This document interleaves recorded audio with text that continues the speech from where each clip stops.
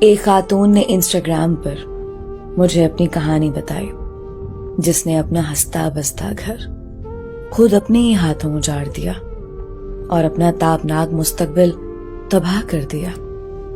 وہ کہتی ہیں کہ میں ایک دیندار گھرانے میں اسلامی ماحول میں پلی بڑھی، دوسری لڑکیوں کی طرح خواہشات نفس کی پیروی میرا شیوا نہیں تھا، اور نہ ہی میں نے کبھی کوئی ایسا کام کیا جس سے اللہ تعالیٰ ناراض ہو جائے، یہاں تک کہ ایک شخص سے میری شادی ہو گئی جو کہ دل سے مجھے چاہتا اور پیار کرتا تھا، کافی حد تک مجھ پر اعتماد بھی کرتا تھا۔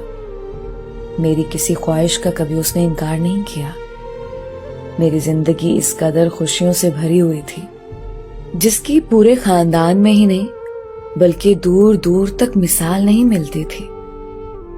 شروع میں ایک دن میں نے اپنے شوہر سے انٹرنیٹ استعمال کرنے کی بات کی جو میری خواہشات کا احترام کرتے تھے۔ کہنے لگے کہ میں مناسب نہیں سمجھتا، اور جب میں نے بہت ضد کی تو وہ کمپیوٹر لے آئے جس کا میں نے قسم کھا کر غلط استعمال نہ کرنے کا وعدہ کیا۔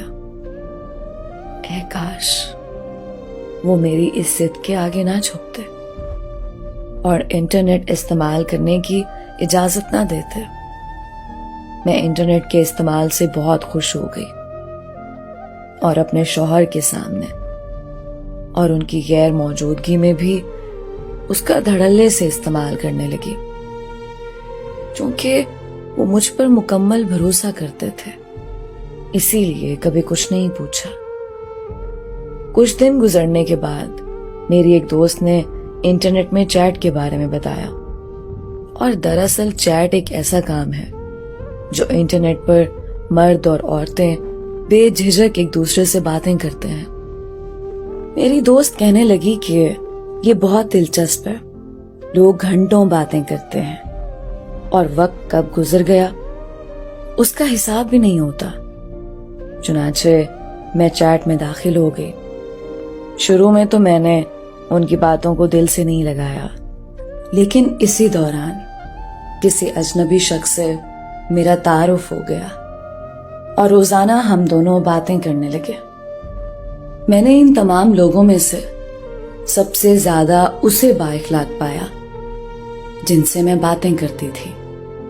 اب تو میں گھنٹوں اس کے ساتھ باتیں کرنے لگی، جبکہ میرے شوہر موبائل پر مجھے گھنٹوں بیٹھا دیکھ کر غصہ ہونے لگے، اور مجھے اپنے شوہر سے بے انتہا پیار ہونے کے باوجود